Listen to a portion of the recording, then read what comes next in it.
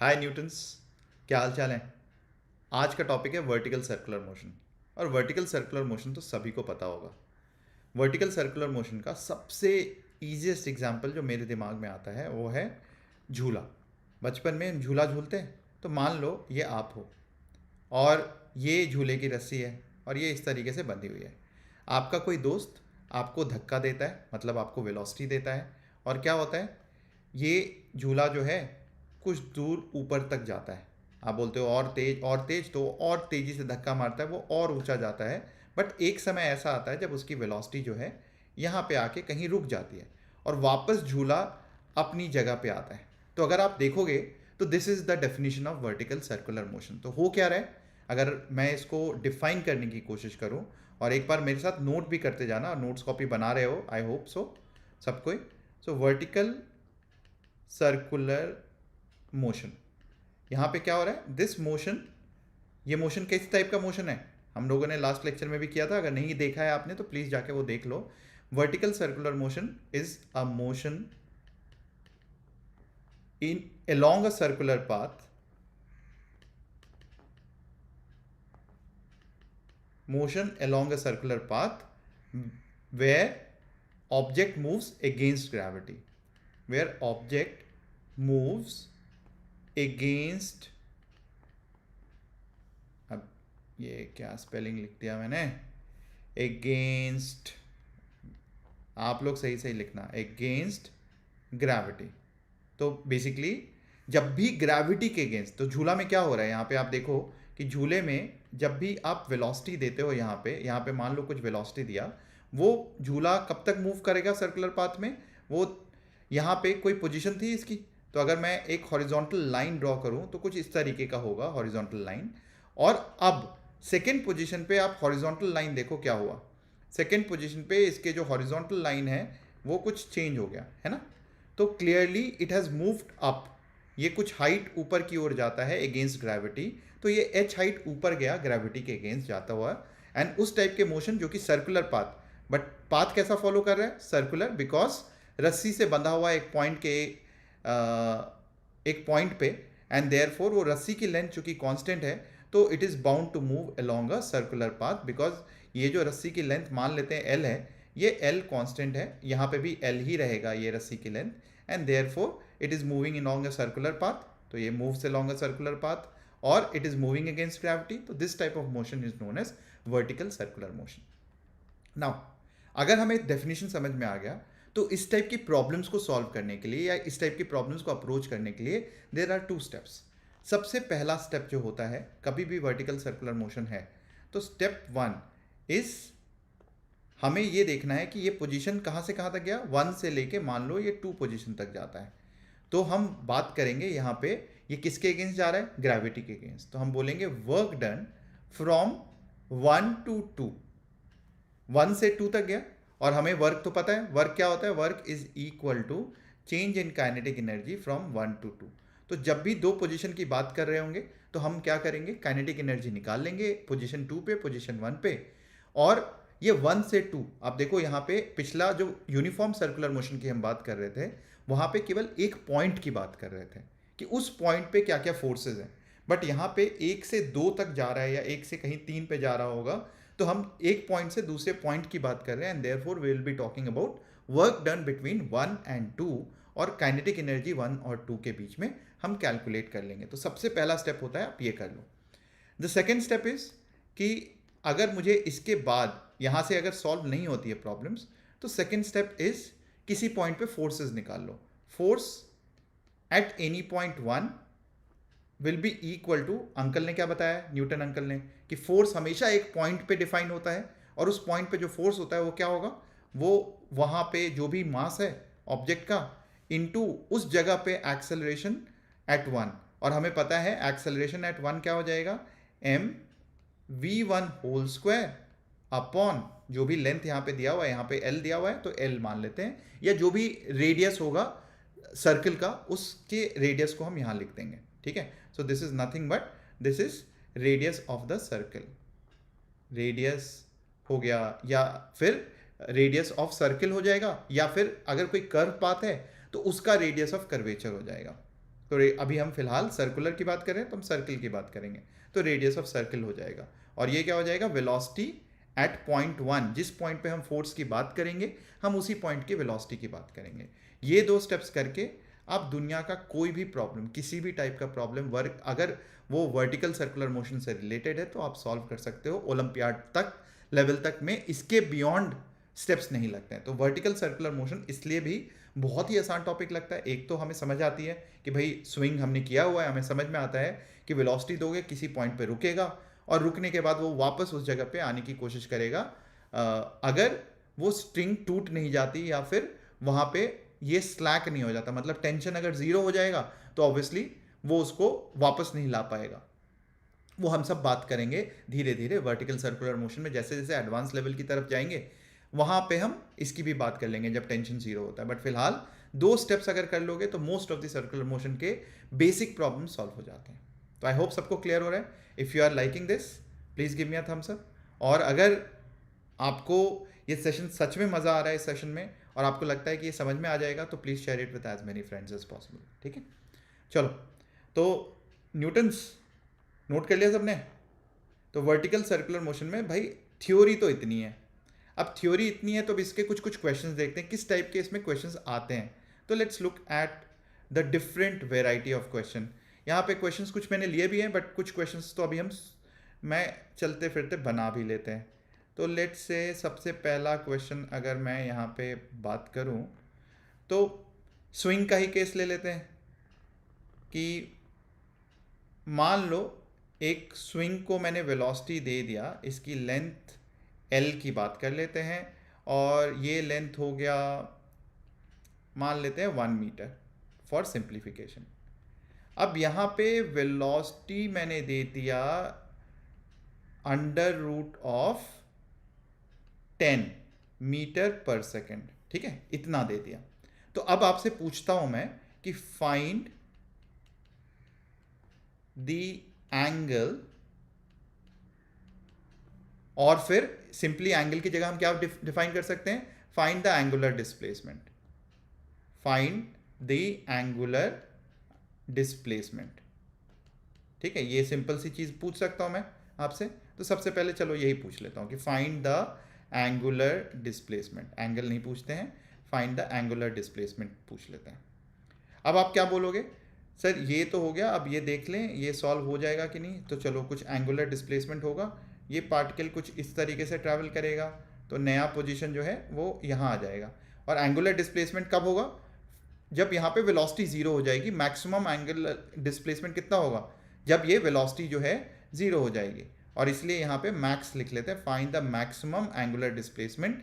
कि भाई angular displacement तो ये भी छोटा भी होगा बड़ा भी होगा, तो कहाँ पे उसकी वेलोसिटी मैक्सिमम का मतलब है जब उसकी वेलोसिटी जीरो हो जाएगी, है ना।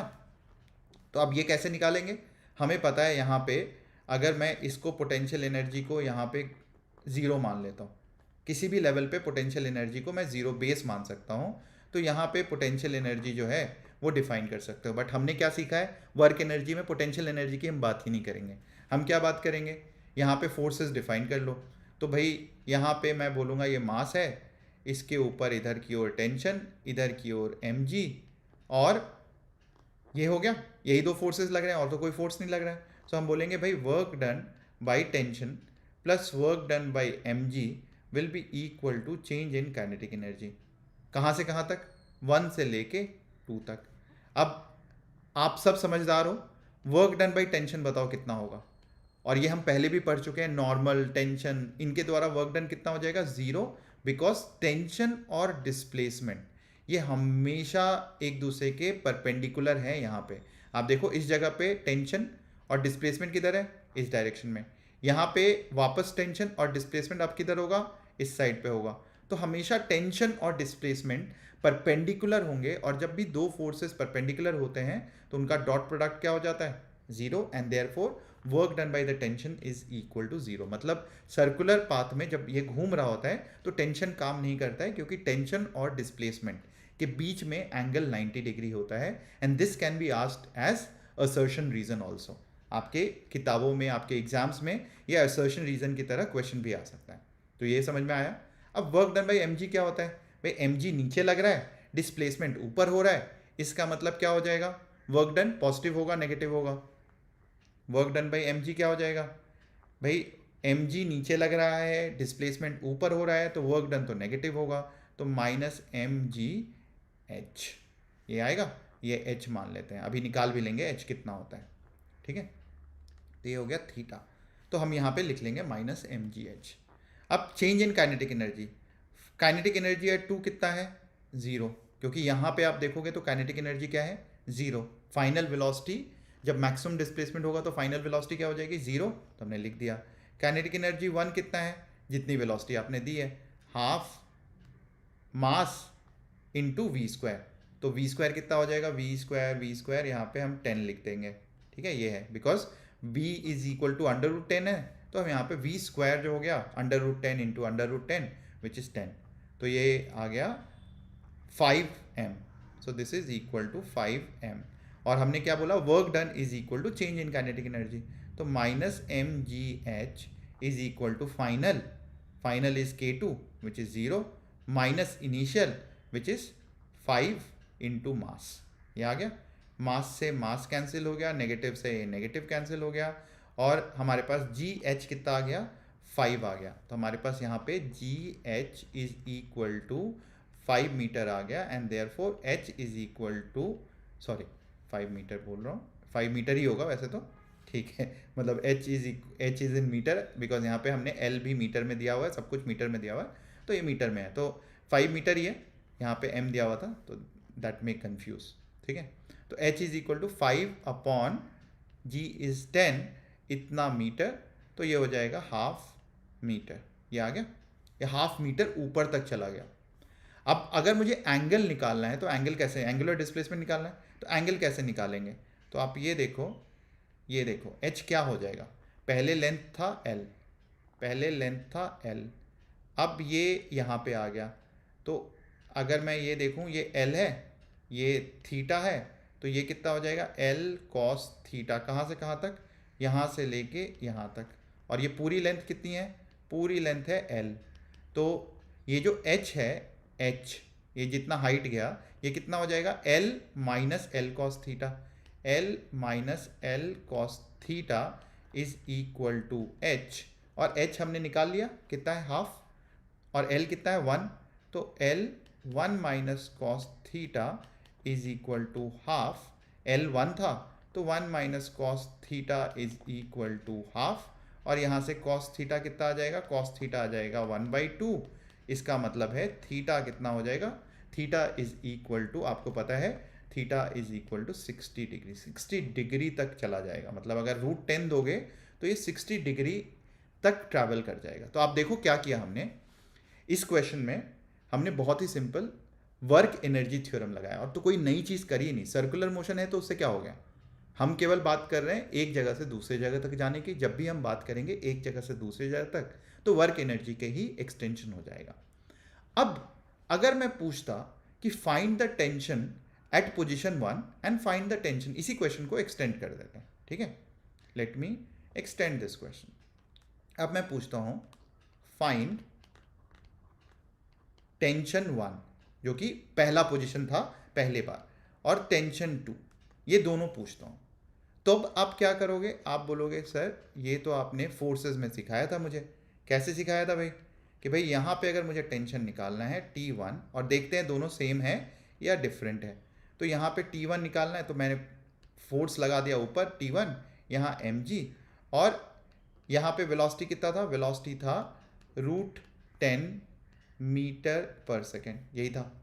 तो हम क्या बोलते हैं, हम बोलते हैं, हम लोगों ने अभी सर्कुलर मोशन में सीखा था कि भाई नेट फोर्स हमेशा सेंटर की ओर हो रहा है यहाँ पे, बिकॉज आप देखो अगर मुझे इस डायरेक्शन में फोर्सेस की बात करनी है, इस डायरेक्शन में, तो this is the radial direction, ये कौन सा डायरेक्शन है, रेडियस की तरफ, सेंटर की तरफ is known as radial direction, और इस डायरेक्शन में न्यूटन अंकल ने क्या सिखाया है, इस डायरेक्शन में net force right hand side पे क्या लिखेंगे, MAC, और ये कितना होता है mv²/r, जो कि यहाँ L है, तो ये कितना हो जाएगा, राइट हैंड साइड अगर मैं देखूँ तो ये आ जाएगा mv²10 अपॉन L जो है वो लिख लेते हैं 1 मीटर, तो ये आ गया। लेफ्ट हैंड साइड क्या हो जाएगा? लेफ्ट हैंड साइड हो जाएगा T1, बिकॉज हम हमेशा एक्सेलरेशन के डायरेक्शन वाले फोर्स को पॉजिटिव बोलेंगे, सो हम लिख देंगे यहाँ पे T1 minus mg, and therefore T1 is equal to, क्या हो जाएगा यहाँ पे? T1 is equal to 10m 10 into mass plus ये क्या है, g इज ऑल्सो 10 यहाँ पे, तो यहाँ पे ये भी आ जाएगा 10m, and therefore it is equal to 20m। मान लेते हैं mass is equal to 2 kg। ठीक है, ये भी लेट्स से मैंने दे दिया आपको, तो क्या हो जाएगा यहाँ पे? Tension will be equal to 20 into 2 which is equal to 40 newton. ठीक है, मास कितना है? 2 kg, तो हमने डाल दिया यहाँ पे। तो ये आ गया टेंशन 1। अब टेंशन 2 बिना सॉल्व किए मुझे बताओ, टेंशन कम होगा ऊपर जाते वक्त या टेंशन इंक्रीज होगा? ये आप सोच के मुझे कमेंट बॉक्स में बताओ। ठीक है, अब सेकेंड पोजीशन की बात कर लेते हैं। चलो उसके लिए हम दूसरा पेन ले लेते हैं। पहले तो हम इसी से ड्रॉ कर लेते हैं। सो मान लेते हैं यहाँ की बात करते हैं, टेंशन एट 2। अगर केवल आपसे मैंने टेंशन पूछा होता तो भी आपको एंगल तो निकालना ही पड़ता, क्योंकि यहाँ पे क्या है, फ्री बॉडी डायग्राम अगर मैं ड्रॉ करूँगा तो टेंशन ऊपर की ओर और mg किधर लगता है? mg तो नीचे की ओर लगता है, इधर की ओर। ठीक है, और यहाँ पे वेलोसिटी कितनी है? यहाँ पे velocity at 2 is equal to 0, क्योंकि हम मैक्सिमम डिस्प्लेसमेंट की बात कर रहे हैं। और एंगल आप निकाल चुके हो, ये एंगल कितना था? ये एंगल आप निकाल चुके हो पिछले वाले क्वेश्चन में, तो 60 डिग्री। तो अब क्या हो जाएगा? सेंटर की ओर नेट फोर्स, सेंटर की ओर जाने वाला जो नेट फोर्स है ये कितना है? ये हो गया A2 is equal to V2 whole square by L, क्योंकि रेडियस इज L, और ये कितना हो जाएगा? 0। मतलब net force towards the centre is 0। क्यों है? क्योंकि यहाँ पे वेलोसिटी 0 है, और इसीलिए सेंटर की ओर जो फोर्स लग रहा है विच इज सेंट्रीपिटल एक्सेलरेशन, वो कितना हो जाएगा? 0। तो न्यूटन अंकल ने क्या बोला है? अब देखो बच्चों, मैंने सेंट्रीपिटल फोर्स और इन सब की बात नहीं करी है, क्योंकि न्यूटन अंकल ने तो एक ही चीज़ बोली है भाई, राइट हैंड साइड मास into acceleration, left hand side force, हमें यही आता है। तो भाई उसके नाम बहुत तरह तरह के हैं, सेंट्रीपिटल, बहुत लोग सेंट्रीफ्यूगल को लेके बहुत कंफ्यूज रहते हैं। इन सब की बात हम बाद में करेंगे। इन सब से प्रॉब्लम सॉल्व करने वक्त कोई भी थियोरटिकल यस आपको पता होना चाहिए। By in theory it is important concept, but question या प्रॉब्लम या न्यूमेरिकल को सॉल्व करने के लिए इन सब की कोई ज़रूरत नहीं है। इन सब के लिए केवल न्यूटन अंकल का rule which is right hand side is mass into acceleration और left hand side is net force. तो भाई न्यूटन अंकल के हिसाब से राइट हैंड साइड क्या हो जाएगा? ma2 which is equal to 0, और लेफ्ट हैंड साइड क्या हो जाएगा?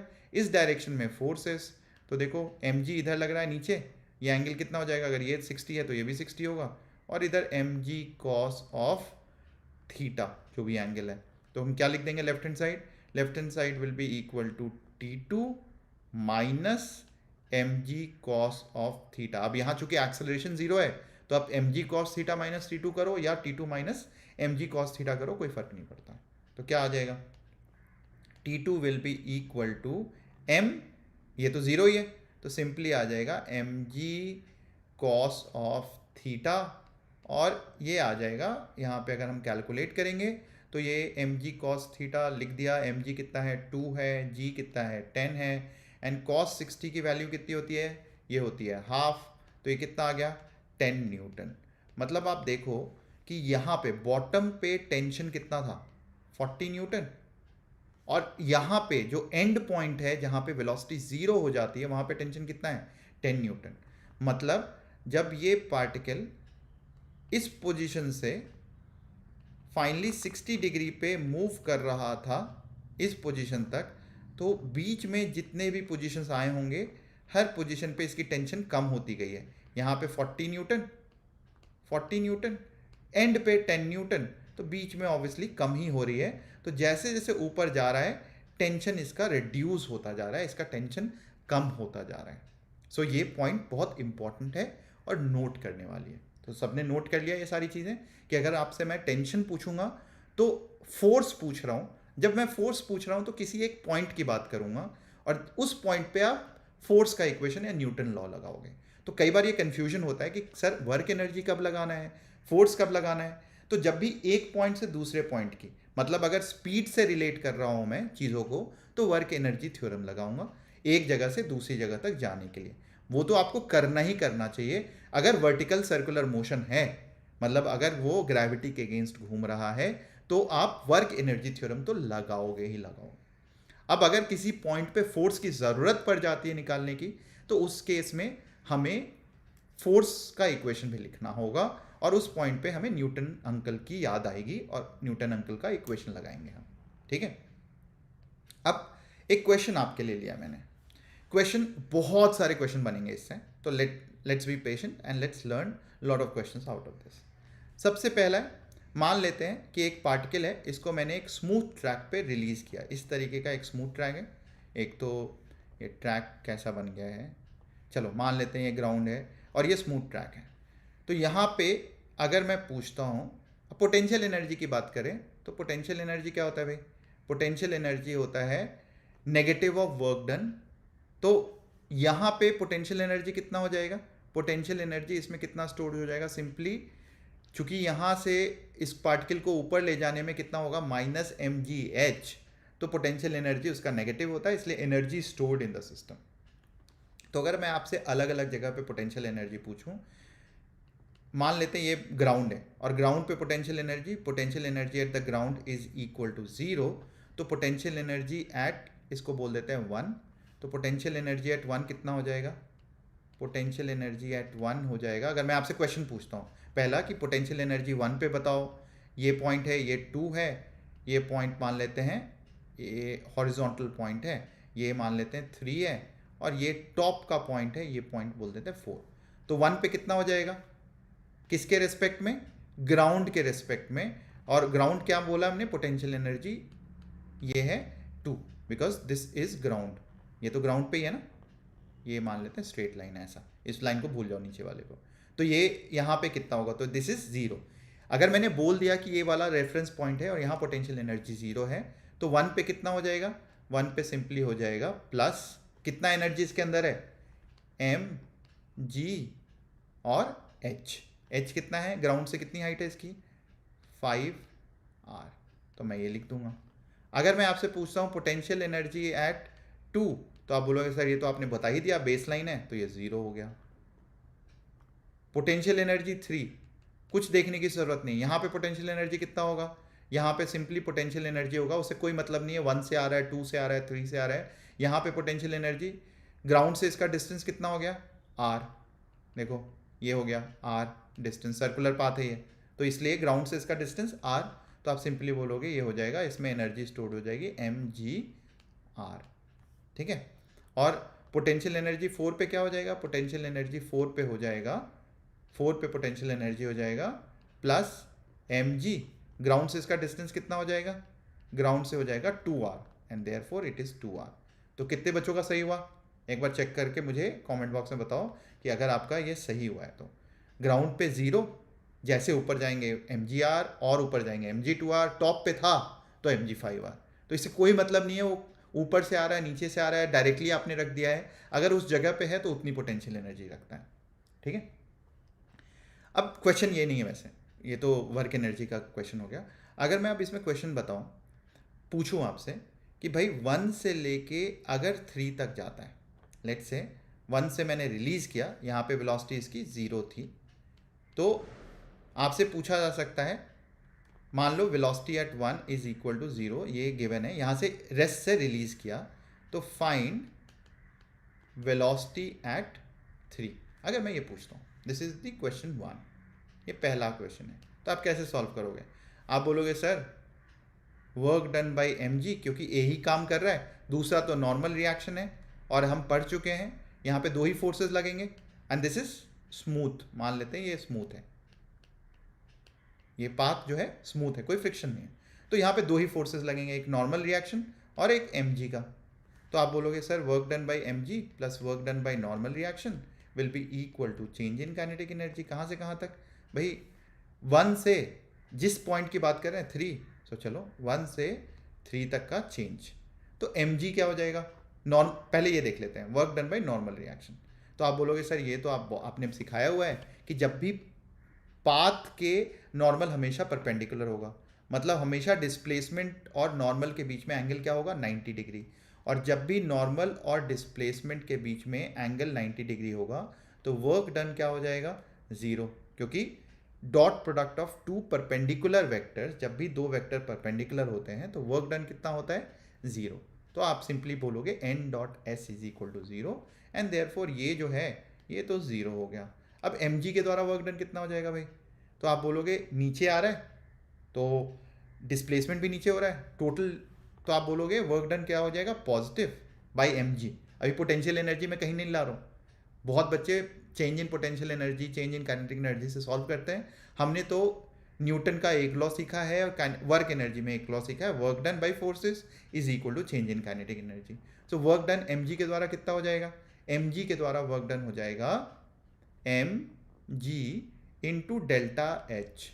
डेल्टा एच मतलब 3 और 1 के बीच में हाइट का डिफरेंस, तो क्या हो जाएगा, ये और इसके बीच में हाइट का डिफरेंस, ये टोटल 5r था, यहाँ पे r था, तो ये कितना हो जाएगा, दिस h बिटवीन 1 एंड 3 कितना हो जाएगा, ये हो जाएगा 4r, ये 4r हो जाएगा यहाँ से यहाँ तक।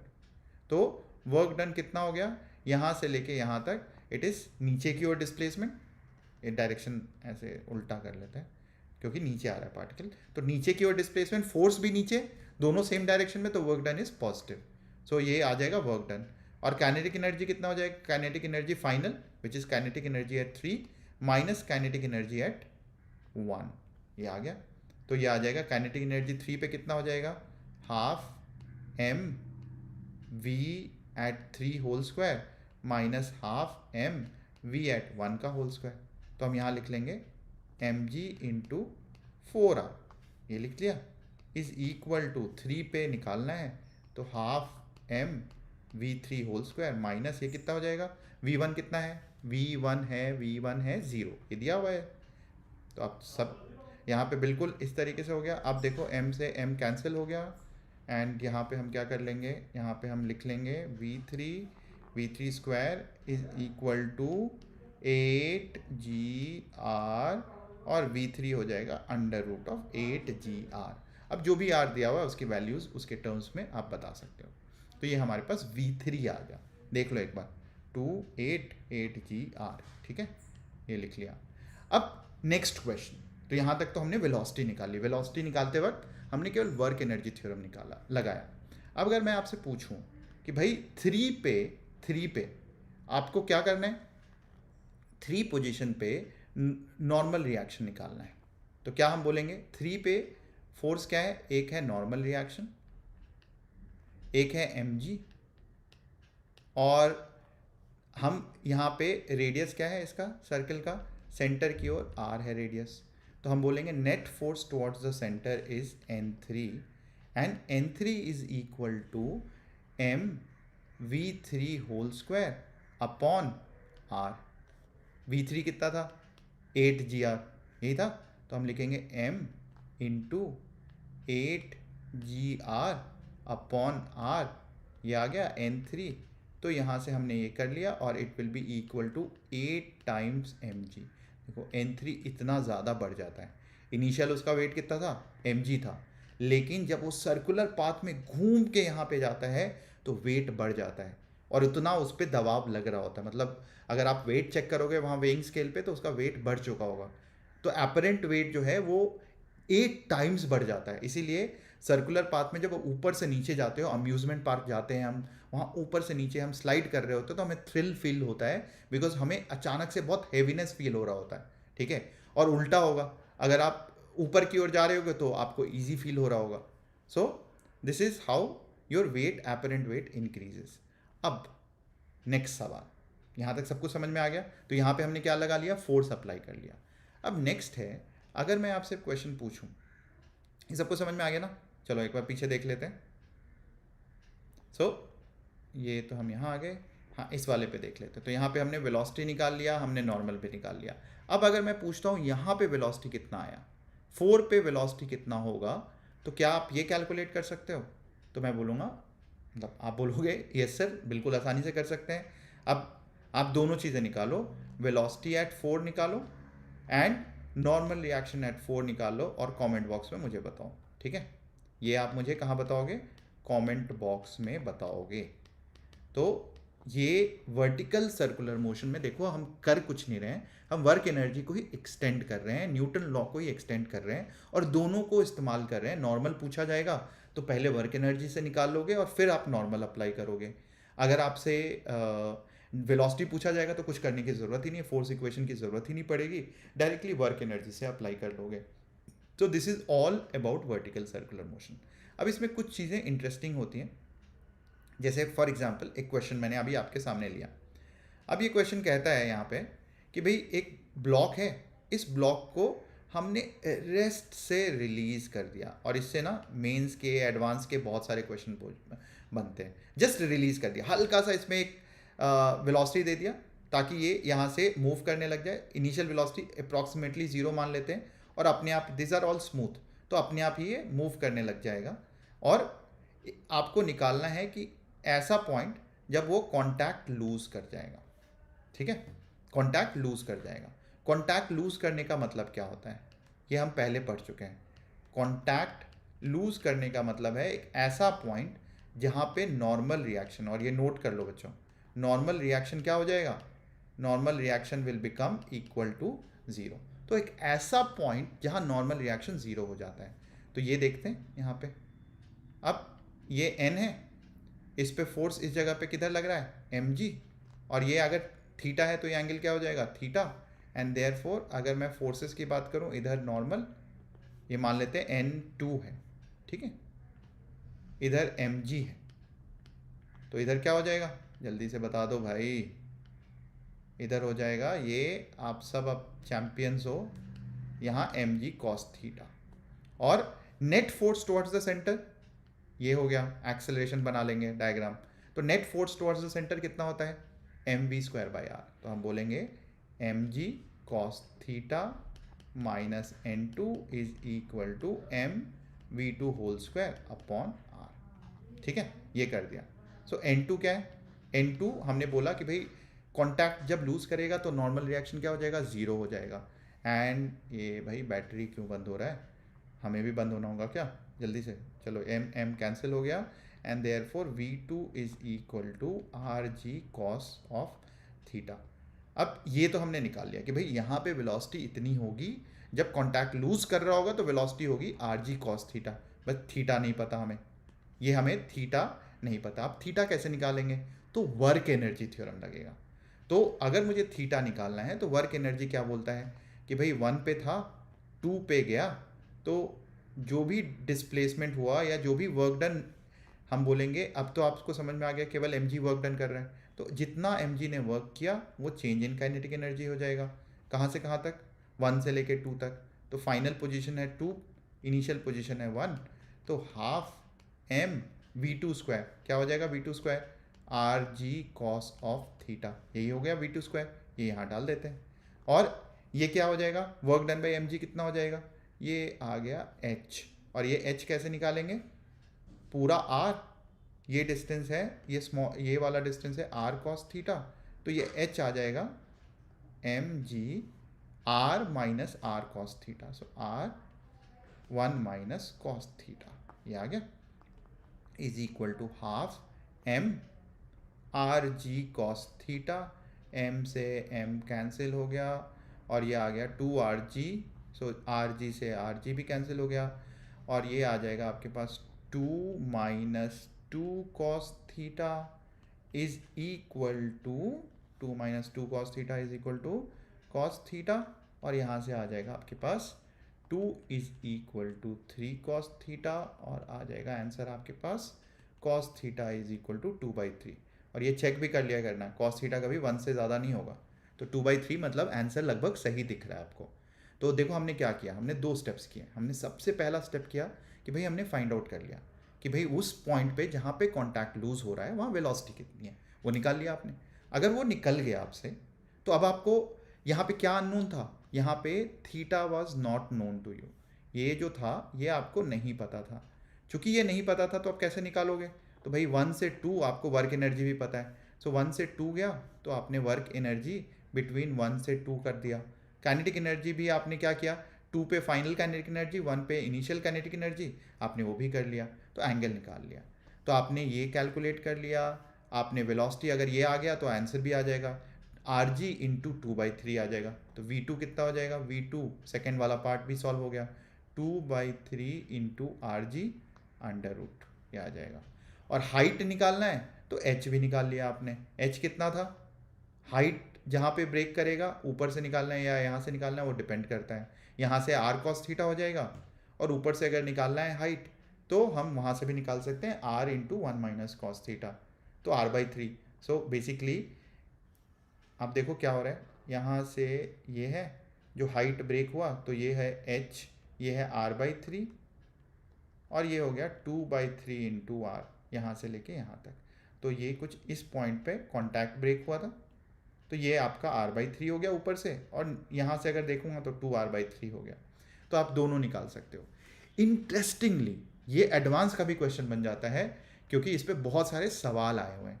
यहाँ जब कॉन्टैक्ट लूज हो जाएगा उसके बाद ये प्रोजेक्टाइल मोशन की तरह मूव करेगा, और कई बार पूछा जाता है कि यहाँ से कितनी दूर पे गिरेगा, because now it will be a projectile motion with some velocity. Height आपको पता है, यहाँ से ग्राउंड से आप हाइट निकाल सकते हो, बिकॉज ये आर है, तो ये r प्लस 2/3r हो जाएगा ये। तो आपको h पता है, वेलोसिटी पता है, एंगल पता है, तो आप आराम से कितना डिस्टेंस ट्रैवल करेगा ये भी निकाल सकते हो। तो ये भी कैलकुलेट करके मुझे बताओ कि x कितना आएगा। अगर आपको इंटरेस्ट है, अगर नीट के स्टूडेंट नहीं हो, अगर जेई वाले देख रहे हो, तो यहाँ पे प्लीज़ मुझे x भी बताना कि x कितना आएगा। तो आज के लिए इतना ही रहने देते हैं, अगले लेक्चर में फिर मिलते हैं। और अब हमने वर्टिकल कर लिया, अब हमने uniform circular which is horizontal कर लिया। अब अगला जो टॉपिक होगा वो होगा बैंकिंग ऑफ द रोड्स। तो हम बैंकिंग ऑफ द रोड्स करेंगे, जिसमें कई बच्चों को डिफिकल्टी आती है, but I will try to break down that also into easier concepts, क्योंकि वो भी न्यूटन लॉ से ही डायरेक्टली सॉल्व हो जाता है banking of the roads. Friction है तब क्या करेंगे, फ्रिक्शन नहीं है तो क्या करेंगे, दोनों केसेस को हम अगले लेक्चर में सॉल्व करेंगे। So stay tuned, subscribe to the channel so that आपको नोटिफिकेशन मिलती रहे। और जैसे जैसे आपका एग्ज़ाम क्लोजर आएगा, इस साल मैंने वो किया है, प्रण किया है कि मैं एक्चुअली एग्ज़ाम की तरफ और लेक्चर्स बढ़ा दूंगा, ताकि आपको बिल्कुल फिजिक्स का डर तो आपके दिमाग से निकल जाए हमेशा के लिए। ठीक है, तो see you in the next lecture. जो जो क्वेश्चंस दिए हैं वो कमेंट बॉक्स में उसका आंसर डाल दो, फटाफट सॉल्व करके नोट्स बनाते रहो मेरे साथ साथ, ताकि आपकी चीज़ें आपके एग्ज़ाम के हिसाब से सारी चीज़ें कवर होती जाए। लव यू बच्चों, बाय बाय, टेक केयर।